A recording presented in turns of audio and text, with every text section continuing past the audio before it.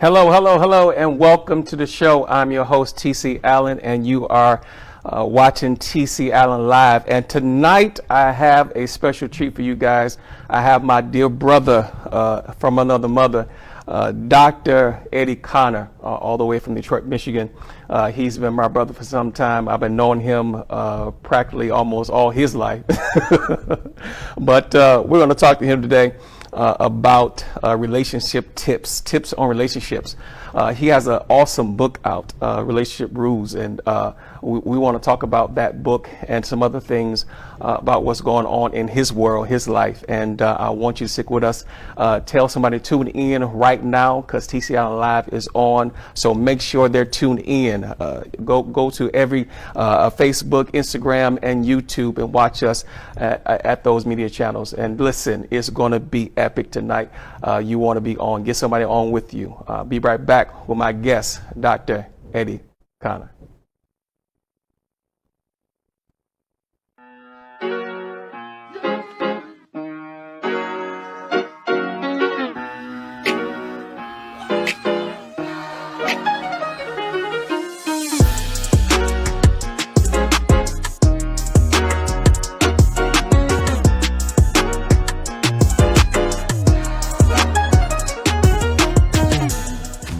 Sucks.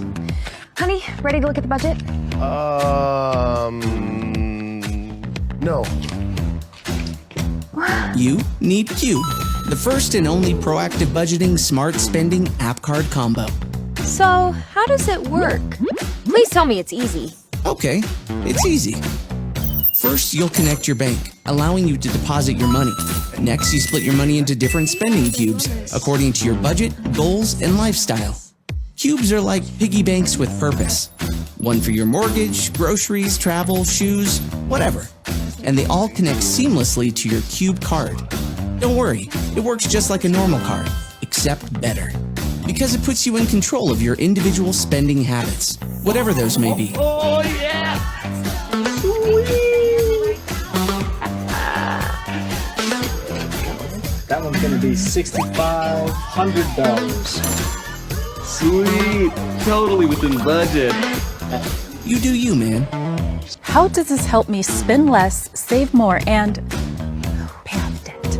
Other budgeting apps fail to keep you accountable in real time. It isn't until the end of the month that you realize you overspent. I think I overspent. No, you did. Stop being selfish. I want more friends. Cube helps you in real time, reminding you of your goals, allowing you to have to make a conscious choice before spending. You know what?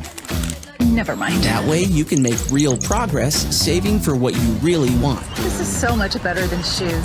Thanks, Cube. Cube includes all kinds of other great features, like spending accountability for partners, automatic debt payoff, and access to Cube Kid cards. You'll love the ease and control. They'll love the freedom. Automate your budget, spend with purpose, pay off your debt, and save for your goals. Cube, the proactive budgeting smart spending app card combo.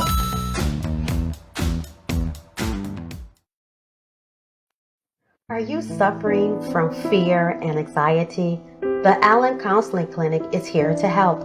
Our goal is to help you grow from your struggles, heal from your pain, overcome your fears, and get the relief from your anxiety.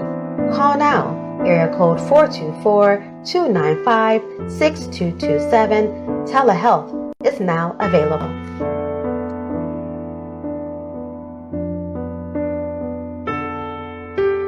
Start flipping assets. What are the best assets to flip? Needless to say, residential real estate.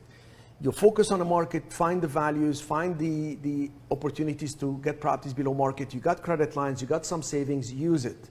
Get a property below value, flip it as quickly as you can, right after you rehab it, any way you can. That's going to build your cash reserves. As soon as you flip properties, the next step, learn how to reduce taxes. There are ways to use structures and jurisdictions like what I've done with Puerto Rico to reduce your taxes tremendously. That's going to be the biggest push in your life. It's going to lead you into the next step, which is going to be buy and hold. That's when you get properties at market value or slightly below, bring in a tenant, increase the value. that's going to take you to another level completely, because now you're holding for income stream. All your work has residual value. Your life takes another level. It is yours truly, Dr. Eddie. Listen, it's official like a referee with a whistle. My new book, Relationship Rules, is everywhere, y'all. And I'm empowering you to build healthy relationships, but also purposeful partnerships. You can do that. I want to show you how to do that simply by going to Amazon. Go to Barnes & Noble. Go to dreddieacademy.com/book to get a signed copy. I'm empowering you to win in the areas of love, leadership, and leveraging your purpose. It's all about the book Relationship Rules, because relationship rules. Dr. Eddie Connor Jr. Please welcome Dr. Eddie.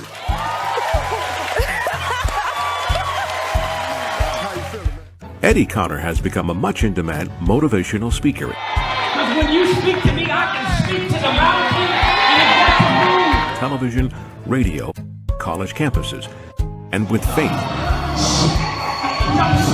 Use what you have to be empowered and to be inspired. Local author Eddie Connor's message to overcome obstacles and believe in yourself is something we all can associate with. And he's constantly giving back to the community. I am joined now by local Detroit author Dr. Eddie Connor Jr. The tragedy is to be gifted, but to never open the package. Once I'm broken, that's when my anointing is getting ready to come out. That's when my gift is getting ready to flow. Welcome, my brother, Dr. Eddie Connor. The man, 100 grand. What's going on, good brother? Sir, I thank you, first of all, for coming on the show with us. I know you're extremely busy, and I thank you for taking the time out to share with us. And you have a new book out, Relationship Rules. And before we get in the book, I want to talk about ministry and the business of speaking and things that you are into now. You are a best-selling author, an empowerment speaker, college professor. You have a list of things going on in your life. You are a Renaissance man and a powerhouse. I've known you for quite some time now, and I am godly proud of your accomplishments, and the things that you are doing in your life. Talk about some of the things that God has done for you to get you to where you are now. Oh, absolutely. Thank you again, brother, for this opportunity to just have this candid conversation and just to connect with you and your audience. Because, hey, man, we go back like car seats, man. We go back for a long time, and just community, brother, but also ministry, man. And, 2021 for me marks 21 years being cancer free. I'm a living witness. Your test is a testimony. Your misery is ministry. Your mess is a message. Your stumbling block is a stepping stone. What God does is he uses your setback as a setup for your greatest comeback. In essence, he literally uses your tragedy as strategy. If you're watching the movie The Color Purple on this screen, I tell you, just like Sophia, all my life, I had to fight. Having to fight through the storm and the rain, fighting through the whole obstacle of my biological father never visited me one day in the hospital, growing up in a divorced household, and then facing the whole aspect of cancer, stage 4, non-Hodgkin's lymphoma. But I'm grateful for a praying mother. I'm grateful for positive male mentors. I'm grateful for a grandfather, God rest his soul. My mother told me, everybody gets knocked down in life, but a knockdown is not a knockout unless you stay down. You got to go to Psalm 118:17, which says, "You shall not die, but live and declare the works of the Lord." I gave my first message, before I even did motivational speaking, anything. I started off in church, still there as well. But I preached my first message in Jamaica, where I grew up. And the message was destined to overcome the odds. And that's with cancer in my body at that time. That was bald head and due to chemotherapy, probably 150 pounds bigger than what I am now. Just totally mentally discombobulated. And if anybody should have gave up, should have been me. But by the grace of God, I decided to fight through what I was going through and, just overcome those obstacles. So it's a blessing. Blessing to live through dying places. Going through what you've been through, bro, stage 4 cancer, and turning your tragedy into a testimony, and it reminds me of how we all go through something and God gives us a testimony, but you making it out of that and then making you to where you are now, it shows the resilience that you have, and the prayers that undergird you as well. How did you turn your tragedy into a message, into a book? You know, I never wanted to be a writer at all. I literally wrote my first book in college with $1 and a dream to my name in a dorm room. My mother says, you know, you need to write your story. I'm like, I'm not writing no stories. I'm not telling nobody about none of this pain that I went through, because, you know, we always want to show up at the finish line and say ta-da, as if, you know, we didn't even sweat when we ran the race, and we just didn't have any scars, any bruises, anything of that nature. But I said, all right, I'll write this book. This is going to be my gift to you. I'm only going to do one book. You can't never say I didn't do nothing for you, mama. And as I was writing, I was healing. I had bitterness towards my father. I had bitterness about the circumstances, situation that I had gone through. I had bitterness because people who I thought would be with me in the valley forsook me and only show up when you're on the mountaintop. But as I was writing, I was healing. The book became therapeutic for me, and I wound up sharing my story, and people began to really catch a hold to it. And, you know, after you write one, everybody asking when's the second one coming. And so now I stand 12 books later, and hey, God can use those who seem to be infinitesimally small, those who are looked over, to really do something great and help other people. So I'm a testimony to that. Now stop right there, bro. You got 12 books. And not one, not two, not three, not four. 12 let me put on my LeBron voice. Not only that, but I know you're not going to say this, but bestseller after bestseller. Now, some people can say they wrote 1,000 books, but none of them was a bestseller. Now, how do you come to to the notion that when you write something, that you deliver something to your audience, that it resonate with them? How do you do that? How do you say this is going to be something that my audience want and need? You know, that's a great question. And I think it comes from a place of a good friend of mine who's a preacher. He said he had a conversation with Marvin Sapp one time, and he was playing the song Perfect Peace. He said he was playing it like every day for 4 weeks straight. He said, man, I'm going to call up Marvin and ask him, how do you do this song? He said, man, I can't see. He's on the phone with him. He said, man, I can't stop playing the song. Perfect Peace has put me in a state of peace. He said, how did you do this, man? This is just hitting everybody. And Marvin said that for me to write a hit, I got to first get hit. Wow. Wow. Wow. And, wow. If it hits, That's if good. it hits That's you good. first, it's going to hit somebody else. That's good. And the thing is, when I'm writing, I don't force it. If I have to force it, I don't want to write it. I need to write something that's going to first inspire me. You know, the best medicine is what you take first. You know, people, you saw the commercial say, not only am I the president, I'm also a client. Taking your own medicine first before you can deliver that to somebody else is transformative. And so first it hits me. And if it hits me, then I know it's going to hit my target audience that I'm going after. Wow. Wow. Now let's talk about your book, This Relationship. Now you wrote Wife, Queen, and a lot of books that was tailored to women. Now this book, Relationship Rules, and I read the book, and I love some of the stuff you have in there. And so, do you feel that your ministry, your calling, or your gift is to speak to women? I don't think it is the seminal gift. I think it is one of them.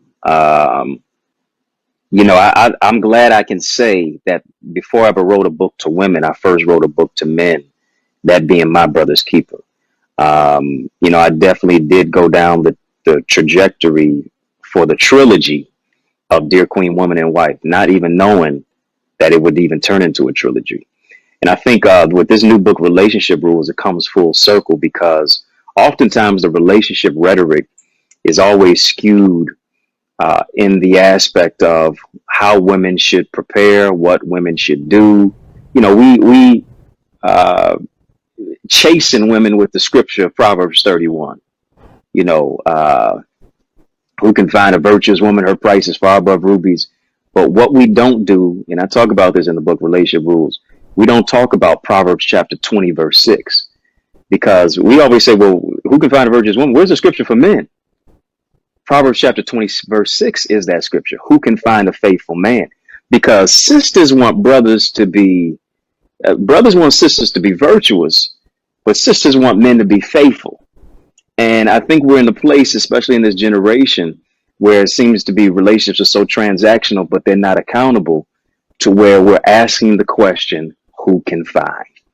When 1 in 4 black women are slated to only be married, when 25% of millennials say that there is no need for marriage at all, I think we're in a place of asking, who can find? You know, it's easy to find a 7-Eleven. It's hard to find a Ruth's Chris. It's easy. It's easy to find a thrift store. It's hard to find a Sixth Avenue. Woo, that's good stuff. Now, in your book, bro, chapter 3, delivered but not healed. That got me. How can you be delivered and not healed? You know, in the church you say you delivered, but when we say delivered, some of us may mean, you know, delivered from something, but it does not mean that you're whole and healed. So talk to us about that chapter. Yeah, you know, we say take your burdens to the Lord and leave them there. But what do I pick up when I leave it there? Because the thing is, you know, deliverance is in many cases, it can be instantaneous and episodic, but healing is a process. You know, the thing is, when you think about the Hebrew boys who were in captivity, yes, if I don't bow, I still believe that God's going to deliver me. If you throw me in the fire, I still believe that God is going to deliver me. I'm delivered out of the hand of Nebuchadnezzar. However, coming out of that now is a process of healing, because I went through some things that I saw. I went through some things that I experienced. I went through some traumas and some triggers. And if I don't find the place of healing, now I attach to people who reflect my brokenness, not my healing. I connect to people who reflect brokenness and not wholeness. I form trauma bonds. If you don't heal, now you bleed on people who didn't even cut you. And so healing is a process. It takes the time of, yes, praying. Yes, it takes the time of intercession, but it also now takes some counseling. It takes some therapy. It takes you understanding that in order for me to have elevation, I got to have some separation in my life. Right. Now you said a key word, counseling. Now the stigma behind black folk and counseling, we don't go to counseling. And so even though we hear it all the time, my wife and I run a counseling clinic, Allen Counseling Clinic. And we hear it all the time that everyone tells them not to come to counseling, but they are glad they did. Now talk about that. Talk about taking care of your mental health, and how does that coincide with your healing? Like you said, healing is a process, but you may need some counseling. Let's talk about that. That's right. You know, being transformed by the renewing of your mind, not by the renewing of your car lease, not by the renewing of your marital vows, really by the renewing of your mind. And if anything, there has to be that transformation. And it takes the place, especially when you think about us as men, for us to even go and we don't even like the word help. Don't help me with the directions. Don't help me with this, that, and the other, because oftentimes it's seen as castigated as weakness. We have this S on our chest that we want to parade as if we're Superman, but in many cases, not that we're strong or that we're successful, but sometimes it just means we're sad, we're suffering in silence, and we need somebody to talk to. Even you think about the word mental, mental health, the prefix of mental and health, men heal. That's what we got to get to the place of us taking the time to heal, because oftentimes vulnerability and masculinity cannot coexist in the same space. That vulnerability is seen as femininity. And the question becomes oftentimes, where can men go? Beyond the barbershop talk, you got to appear strong. In the community, you got to appear strong. When you're walking down the street, you got to mean mug somebody even in a suit. Right. Where can we go to actually have these types of conversations that are courageous, that don't emasculate us? Right. But that say, yeah, you got your muscles, your Mercedes, this, that, and the other. But what about your mindset? Because if you got all that, but your mindset is off, you're going to lose it all anyway. And that's key, because we talk about taking care of our physical health, and we're strong and make sure we got the muscles and take care of our bag, getting the bag, but we don't take care of that mind. Right. And so that's key. Right. That's key. Now in the book, I got to go to this chapter, because this is what we was talking about the other night on your show. We get to your show in a minute. Purposeful partnership. Now that's key. Purposeful partnership. Talk about that, and how it's key to make sure that you're in a relationship of purpose, and not just focus on the bag, not just focus on material things, but are we purposed to come together? That's so true, because I write about this in the book, that most people don't like to hear it, but love is not enough. People always say, yeah, I want to fall in love. Fall sounds like it's a trap. I don't want to just fall in love. I want to stand in love. In many cases, you want to stand in purpose with somebody, because the thing is, you've got to first say I do to you before you say I do to somebody else. You've got to get to a place of where you first partner with your purpose before you ever expect a purpose partner.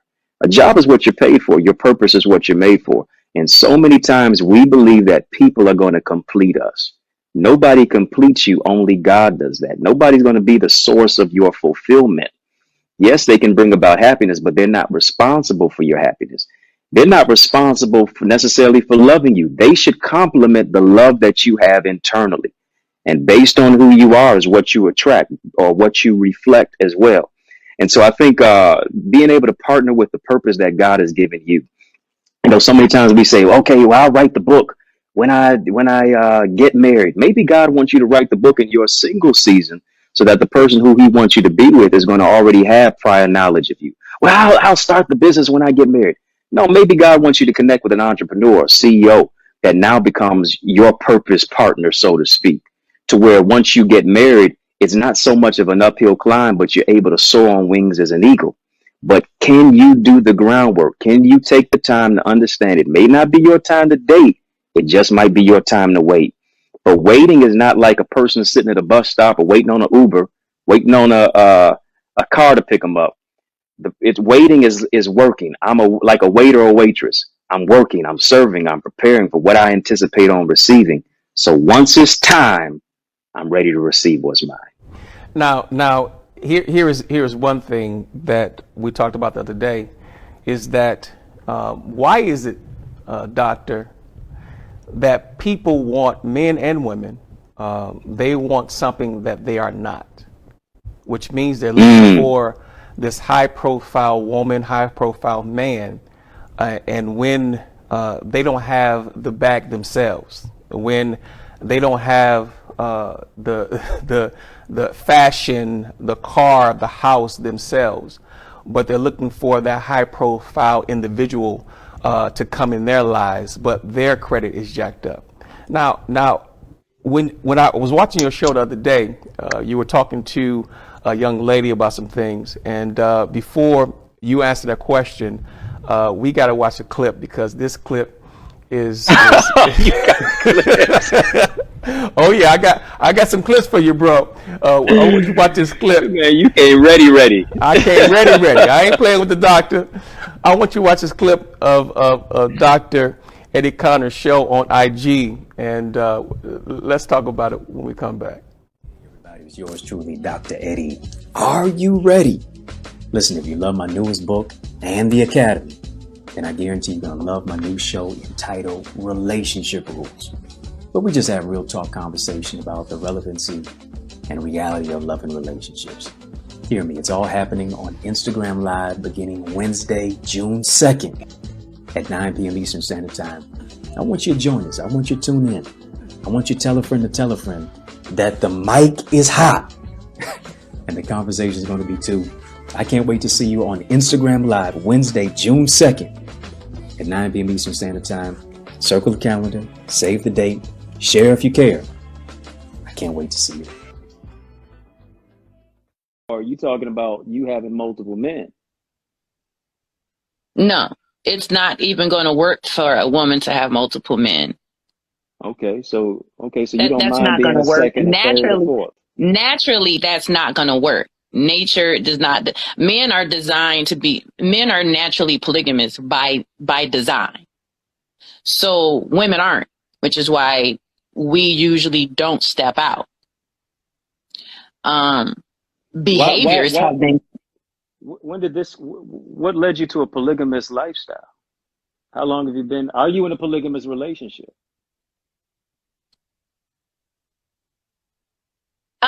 Currently. Polygamy can cancel out struggle.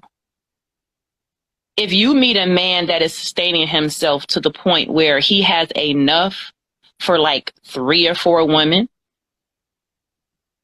why would I, as a sister, tell my sister that I love her and be so selfish? So if I meet a man that is financially capable of handling 2 and 3 women, then I don't want my sister to struggle if she's going through something. And then I'm like, oh, well, I hope it gets better while we over here sitting on thousands and thousands and millions.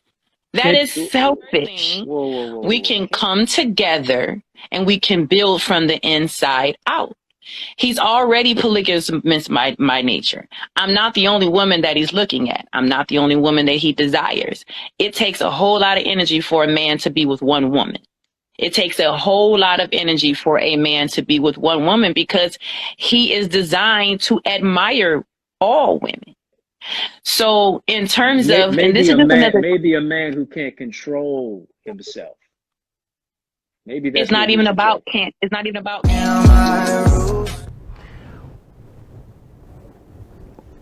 This show on IG is hot, and I called you about it. I said, bro, don't you stop, keep going, because it's fire.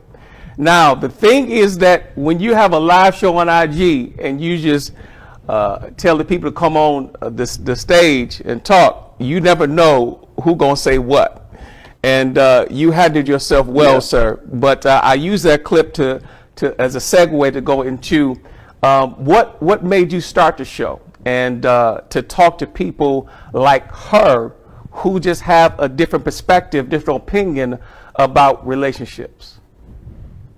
Yeah, very, very true. And, we definitely disagreed on that whole aspect of polygamy, because the thing is nature versus nurture. You don't have to be controlled by your nature if you nurture it the right way. Right. But, I think for me doing this book, Relationship Rules, and generally I'm on the road talking to so many different people, but what COVID-19 did.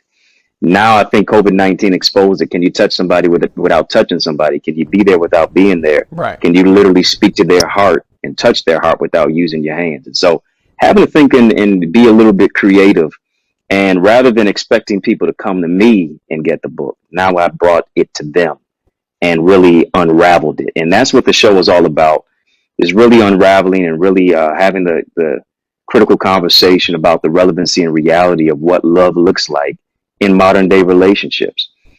Just yesterday, we had a conversation about is femininity being diminished because of the societal pressures?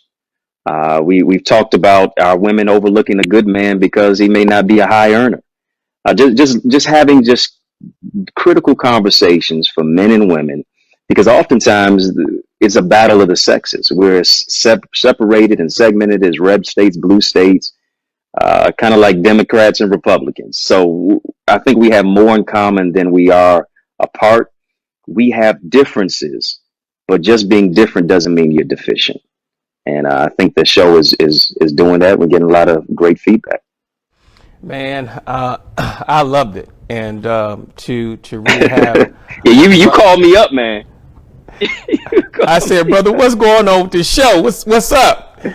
And to really have a brother of your caliber to do a show that can talk to anyone, men and women, with some sense, because you have earned a doctorate degree, and you really know how to navigate through the scripture, as well as give them sound advice when it comes to relationships. And that's what we need. We have a lot of people giving advice on IG, Facebook, and other channels, and some of this foolishness that I hear, it just amazes me at what they're telling other people, at how they should maneuver through their life and relationships. And so when it comes to this show, bro, what's your vision, and where do you see it going within the next couple of years? Because I'm gonna keep you tied to it, because I see something big. Listen, man, I almost threw in the towel, or if you want to say, I almost threw in the tie. I almost let go. Right. The Lord said, call your brother. He said, call your brother, talk to him. Now we don't talk, the afflictions of the righteous. We don't talk all the time, but I said, listen, hey, bro, this is, make sure you stay on this, because you own to something, because bear you one another's burdens, for sure. Right, the information that you were giving, bro, is something that's needed in our community, period, because our brothers need encouragement, our sisters need encouragement, and they need to know how to navigate through the storm of relationships. And so if we can get our relationship tight, we can do a whole lot of things. Like you said in your book, relationships in not only as sister and brother, husband and wife, in leadership, you have to have a relationship all a 360, and you need to know how to navigate through your life in the area of the relationship. So that's key. That's big. Yeah. Now I see in 10 years, bro, this is going to be a national show. You heard it here first. A national show, a national syndicated show with Dr. Eddie Connor. Yes, sir. Yes, sir. Well, hey, man, the way you sold this up, because for those who are watching, I don't know if everybody's watching on 3 channels, but you got Facebook, Instagram, YouTube, all at the same time. So I might need to bring you in as a production assistant or supervisor, exec, producer. I don't know, man. But in some way, shape, or form. Quiet as it kept, bro. I'm an executive producer of several shows. And, a lot of people, I keep things quiet for a reason. But I'm an executive producer of a lot of shows. And most of them do very well. And, bro, anything you need, your brother got you, trust me, because I see something. Hey, and I just want to say this, bro, because you don't know how impactful you are.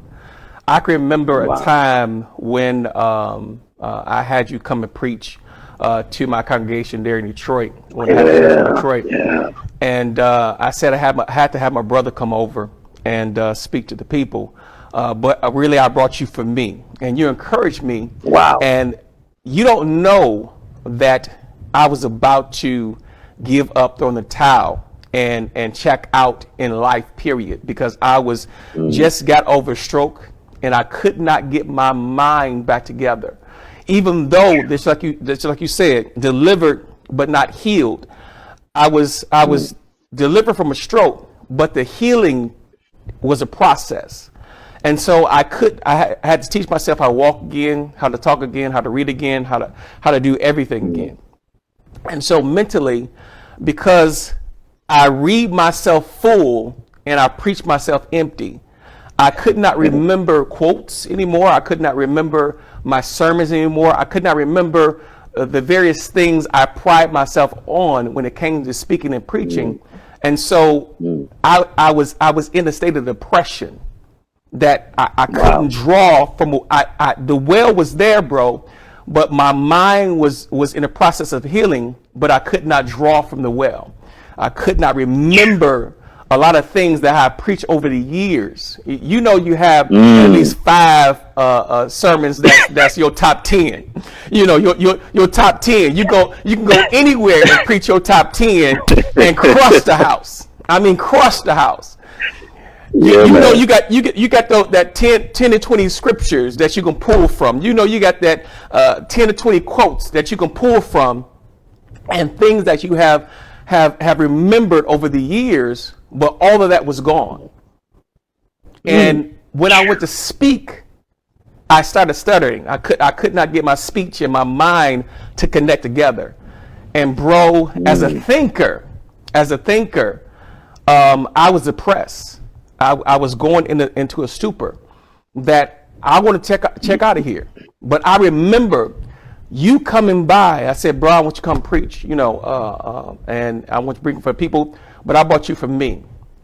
And that day, bro, you begin to minister and preach. And I begin to say, God, I can do this. God, I can make it through this. You don't know how impactful you have been over the years to even someone like me. Wow. So when I say, bro, I see something in you, I see some things. You know I'm not lying. You know when I say something, I mean what I say, and when I prophesy, it comes to pass. It comes to fruition for sure. It does. So, bro, I see something in you, but I don't think you know how impactful you are to even your older brothers like me that look at you and see greatness. There's greatness in you, bro. So know that you not only inspire others, but you also inspired me, and I thank you for that. Wow, yes, appreciate sir. you. Yes, that's humbling to me for sure. You never know the impact that you make on other people, and you just pour into so many people, man, and your pour reaches literally all over the globe, all over this country. Detroit, you what up though, brother? You know what I'm saying? And all the way to the ATL. Right. And God is just taking you and expanding your territory. So hey, iron sharpens iron. I'm blessed just to be connected. Yes, sir. For yes, sure. sir. But bro, thank you. I want to go to another commercial break. We'll be right back, and we'll get into this academy that you have. When I say my brother is doing it, he doing it big. Now I want you to stay tuned. Stay tuned while we interview my brother and Dr. Eddie Connor. And listen, get somebody on the screen. Tell them to tune into Facebook, Instagram, tune into YouTube, and watch because this brother is phenomenal when it comes to relationship building and how to navigate through relationships. So stay tuned. Don't go anywhere. We'll be right back with my brother, Dr. Eddie Connor. Are you suffering from fear and anxiety? The Allen Counseling Clinic is here to help. Our goal is to help you grow from your struggles, heal from your pain, overcome your fears, and get the relief from your anxiety. Call now, area code 424-295-6227. Telehealth is now available.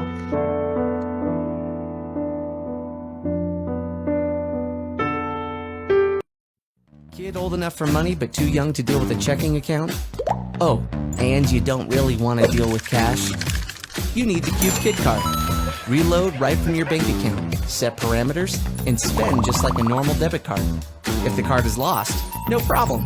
Without the app, the balance is zero. Get yours at cubemoney.io. The formula of the best business in the world is 3 things. You may want to write them down because it's going to help you completely in your thinking of business. 3 things. Number 1, you got to be able to say, 1, I'm helping others. Because if you don't add value to others and help others, it's going to show right away. Nobody's going to want to come in with you. It's just, if there is no value for others, they're not buying it. Number two, I'm having fun. What is having fun? That means I'm growing, I'm contributing. So if you're growing, that means you have profit, right? Contributing, you're helping others. And number three, and I'm making a profit. Think about it. If you're just making money, but you're not having fun. If you're making money and helping others, but not having fun, sooner or later you're going to say, I don't want to do it anymore. I'm just tired. I'm just feeling like I'm giving and giving and giving. You start complaining. What if you're having fun, you're helping others, but you're not making money? You guys say, what the heck is going on with this? I'm working too hard. This is like brokers. A lot of brokers, real estate agents do that. It's just, they have fun in the beginning. They feel they're learning, growing, but then at the end of the day, they say, I'm helping so many people make money and I'm not making enough. How fair is that? What if you're having fun, having profit, but you're not helping others? They will revolt against you sooner or later. So this is the perfect formula. It couldn't be any simpler. Hey family, it's yours truly, Dr. Eddie. Listen, it's official like a referee with a whistle. My new book, Relationship Rules, is everywhere, y'all. And I'm empowering you to build healthy relationships, but also purposeful partnerships. You can do that. I want to show you how to do that simply by going to Amazon. Go to Barnes & Noble. Go to dreddieacademy.com/book to get a signed copy. I'm empowering you to win in the areas of love, leadership, and leveraging your purpose. It's all about the book Relationship Rules, because relationship rules.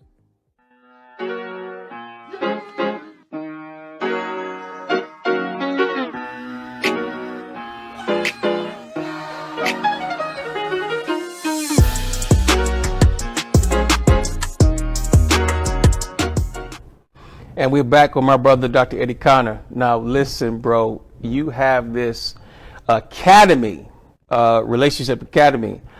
Please talk to us about the Relationship Academy that you have online, full of courses that anyone can join in and learn from, not only tips from your book, but tips from your other book too as well. And so talk to us about your Relationship Academy. Bro, your sound is. Oh, okay. Can you hear me? Yeah, I hear you now. There we go. Can't mute me for too long. Without this book, Relationship Rules, there would be no Relationship Academy.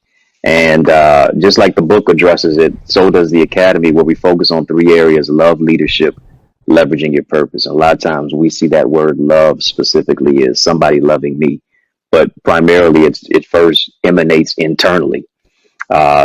Tapping into our leadership abilities, also discovering what our purpose is and being able to help others, being able to make a profit, as you saw what the commercial was saying, being able to actually have fun doing what it is that God has gifted you to do.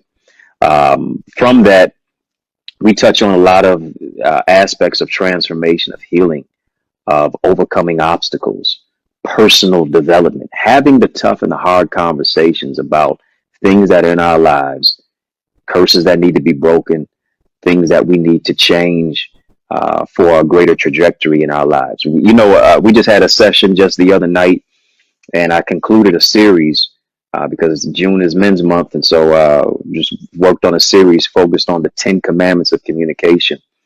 Last night we talked about how to speak Manglish, how to open up a man's mind and his mouth, because oftentimes communication is very segmented and skewed when it is, our sisters and our brothers talking. And so we talk about what are the needs of a kingdom man? What are the needs of a kingdom woman? How do you prepare for who God has prepared for you? There's nothing worse than getting a blessing that you're not ready to receive. You'll destroy it. You'll mishandle it. It'll be skewed, and actually you'll suffer as a result of it. And so we just have really some tough truths and some hard conversations, but it's all in love. And we're just continually building and growing. And also, I got to say, not only does the book help the Academy, but also being a part of our live sessions on Wednesday nights and Friday nights at 9 p.m. Eastern Standard Time on IG Live, Instagram Live. We've gotten so many people who become members as a result of that as well. Man, because the IG is hot, so you don't have no choice but to be a member. Because once you tune in to the IG, Doc, it's on and popping. Yes, sir. On and popping, non-stopping. When it comes to your academy and the things that you do live, because I know sometimes as I counsel and coach people, what has been your hardest, your toughest client, your toughest protege, your toughest person that joined the club and to try to help them maneuver through their relationships? One of the hardest things is to see in people what they don't see in themselves, and to convince them to see what you see when they're blind to it. It takes some convincing, it takes some coercing, so to speak, to really try to empower that particular individual to press past their circumstances. Because a lot of times people's opinions become our prison. We keep telling ourselves what we can't do because of what we have rehearsed, because of the stinking thinking, because of the imposter syndrome, because of the thoughts that are debilitating. And so it takes a renewal of a mind. It takes also somebody wanting to transform. You can't help somebody who doesn't want to be helped. And then also it takes that self-confidence and that belief that says, you know what, against all odds, I'm going to do this. Against all of the stumbling blocks, I'm going to transform those stumbling blocks into stepping stones. And it is a beautiful thing when you see the breakthrough. It's a beautiful thing when you see somebody who was humdrum and hung down and lost their crown, but they pick it back up again, and you see the transformation that takes place. And it's just a beautiful sight to behold. When you can help somebody, like my grandfather said, God rest his soul, if I can help somebody that travel long, then my living won't be in vain. Living won't be in vain, sir. Now, Yeah, you said something about imposter syndrome. Now, when it comes to imposter, we get that a lot in our counseling sessions, in our coaching sessions. And what is the best way that you deal with someone that comes to you with that imposter syndrome? One thing that I've seen as a breakthrough is people affirming themselves. Yes. We took some time in our academy, and really beyond just academy, we call it a community. Beyond our academy and even the community, we call it a family. In our particular family structure, we have developed these I am statements. We do give homework in our academy to where hold on. You mean I'm gonna join your academy and I got homework too? Oh my goodness! Listen, you the professor. You the professor. I'm a teacher by trade. That's my background. I don't give it all the time, but every so often. But yeah, we do those I am statements because it's a spiritual aspect. When Moses was saying, "Hey, what do I say to Pharaoh?" Just said, "I am that I am," because whatever it is that you need God to be, He can become. Can you see who you are in the reflection of being in the image of God? I am. Fill that in. More than a conqueror. I am an overcomer. I am rich. I am prosperous. I am plentiful. You fill that in based upon what it is that you need. And as you continue to confess it, your words create your world. What you speak into the atmosphere will eventually appear. You keep saying that what you can't do, you never will do. If you say you can, you're right. If you say you can't, you're right too. Because out of the abundance of the heart, the mouth speaketh, but also the feet followeth. Your actions will dictate based upon the messaging that's flowing out of your lips. Your future, your funeral's on the tip of your tongue. Wow. Life and death is in the power of the tongue. And that's right. I say all the time, I said, what you speak, you will see, And so when you speak it, you will see it. And watch the words that come out of your mouth. And watch what goes in your system, because whatever you hear, you believe. What you believe, you will speak, and what you speak, you will see. And affirmation is powerful, because when you affirm yourself with the Word of God, you begin to believe believe, and then you begin to speak and you begin to see. So that's powerful, man of God. And so I thank you for talking to us about your book, ministry, speaking engagements, things like that. What you have coming up next, where we can join you at if we're in that city? Because I know you're flying over the world. When I was trying to get you last year, I think you was in Dubai or Paris. I think it was Paris. You was flying to Paris. I was on your G5 plane. I'm so glad that you let me borrow it. I did fill up the tank and returned it better than it was when I received it. You know, I was parked at home, so somebody had to use it. Yes, sir. You got it locked from Detroit to Denmark to Dubai, brother. You got it. No, I'm headed to Toledo this weekend. I got to speak for Bishop John Williams at his church, River Church, and I'm doing a session on leadership with his ministry leaders. I'm doing 2 sessions starting at 4 p.m. He said he got so many inquiries after he promoted it to his people that he said it was only specifically for my leaders, but I'm opening it up to whosoever will let them come. That's what I was about to say, brother, because you know your crew gonna follow you to Ohio, and people who love you and listen to you and is partnering with you is going to meet you there in Ohio because they understand that when they get you, they get the truth, and they're going to get a powerful word. And it reminds me of how one of our dear fathers, gatekeepers in the gospel, Bishop T.D. Jakes, had you speak at one of his conferences, and it was one of the empowerment conferences. And I watched a tape of you just pouring into the people there in the audience. And so how impactful was that to you, just speaking to people from all over the world there at MegaFest? My goodness, man. MegaFest was one of the most crowning jewel moments of my speaking highlight reel mentally. I was invited to come and speak in Dallas, Texas, and you hear in the invitation like somebody playing, somebody pulling my leg, somebody lying to me. So I'm in Dallas, Texas, man, and I'm in this auditorium, and I'm behind the curtain, and I'm getting ready to come out, and I happen to peek past the curtain where nobody could really see me, and I see so many people out there. It's probably about, I don't know, maybe close to 2,000 individuals right there, just sitting in that specific room.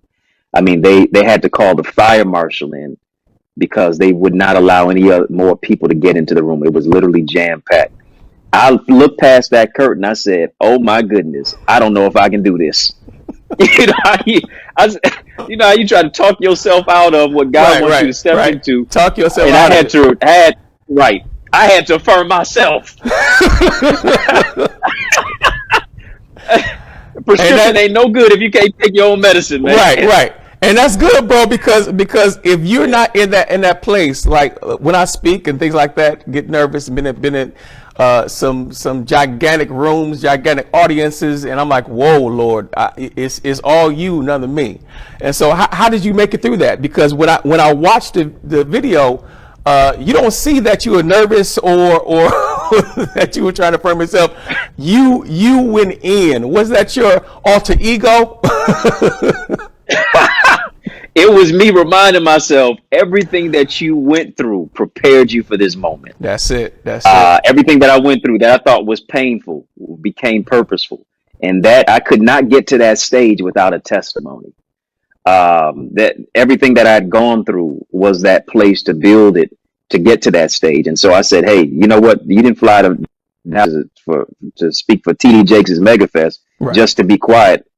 You had times laying in the hospital where you couldn't even open up your mouth because the cancer was growing around my vocal cords. And so I came out there, man, with pulling no punches. I said, let's go. And thankfully, God anointed it. And I had to remind myself this. If I'm not nervous, something's wrong. Something wrong. That means I'm trusting in myself. Right. In my own ability. But man, absolutely. You came out to like we say in the pulpit. You came out the bullpen fighting. You came out the pulpen like you was fighting Mike Tyson. Right. I came out there, man. I said we gonna slay a couple giants in here, man, and we had church for sure. Sir, you did an awesome job, and just that alone, I know, geared you towards moving further into your speaking business, because speaking to an audience like that, and people inviting you all over the world to speak, and what is your? I asked that question because what is your topic that you love to speak on? I have about 5 of them.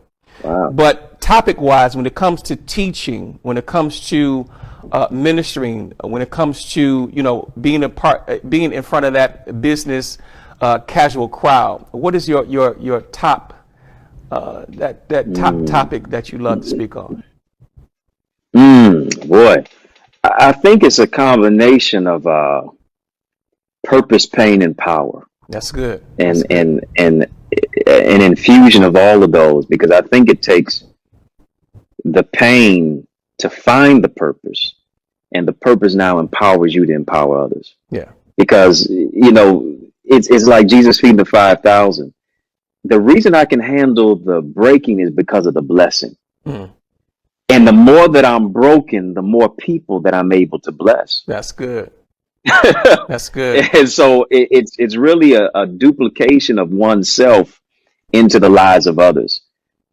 Nobody can be you. Nobody can really say it the way that you say it, Elder Allen. Nobody can be so intoxicated with the exuberance of their intellectual verbosity like you can. But you have a rich reservoir of resilience and wisdom that when you speak to somebody's life, they don't leave the same way that they came, because every encounter is a power encounter. Right. And the reason I can move into a place of power encounter, because I've had some pain, but the painful process became purposeful. That's right. To now be powerful. That's good. That's good. That's good. Yeah. Well, sir, it's time to wrap up the show. And man, we can talk, get on the phone, talk all day long. Oh man, we just having a conversation. Everybody else just watching. That's all we doing. We can talk all day long. I remember the time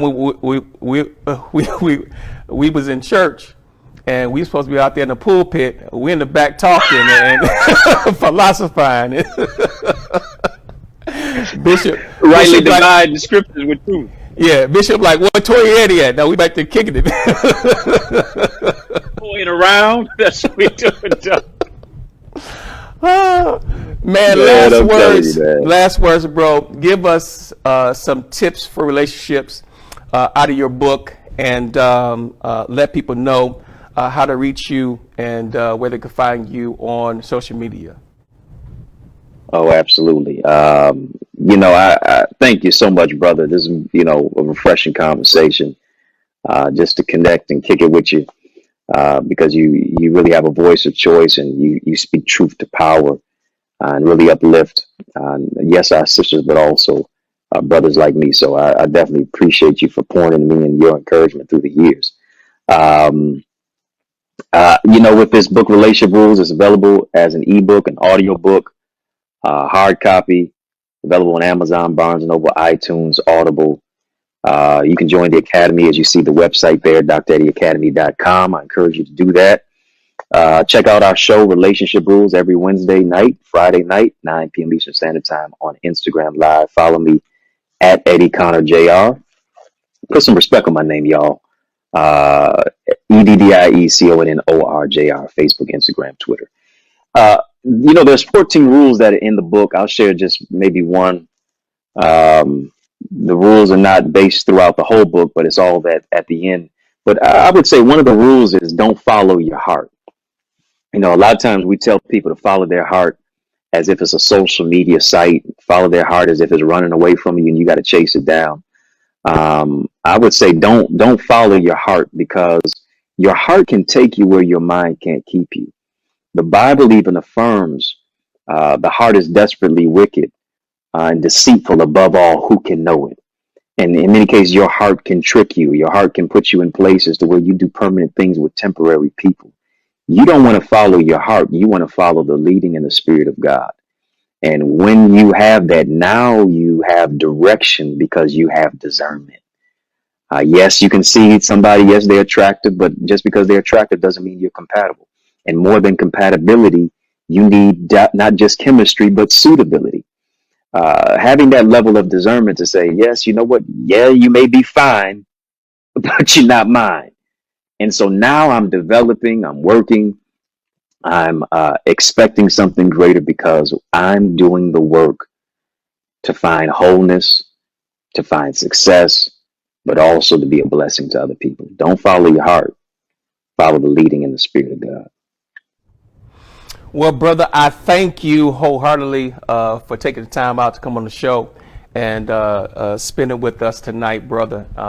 That was awesome. Now, when it comes to relationships, speaking, preaching, prophesying, business and leadership, my brother, Dr. Eddie Connor, is the man. So make sure you follow him on all social media and connect with him at his academy. And trust me, he will do you good, and you will be excited and happy and uplifted and empowered that you connected with him. Well, brother, I thank you for being on the show, and we got to do this again real soon. Real soon. Oh, absolutely. God bless you, bro. Appreciate Listen, guys, that was Dr. Eddie Connor, the one and only, my brother from another mother. And listen, we are going to be here next Thursday night at 8 p.m. So please make sure you share and connect with us on all things social media. And so share this feed with somebody. Let them know that Dr. Eddie Connor was on, and he has some tips on relationships that they need to hear about, and connect with him at his academy. Until next week, I love you, and listen, God bless.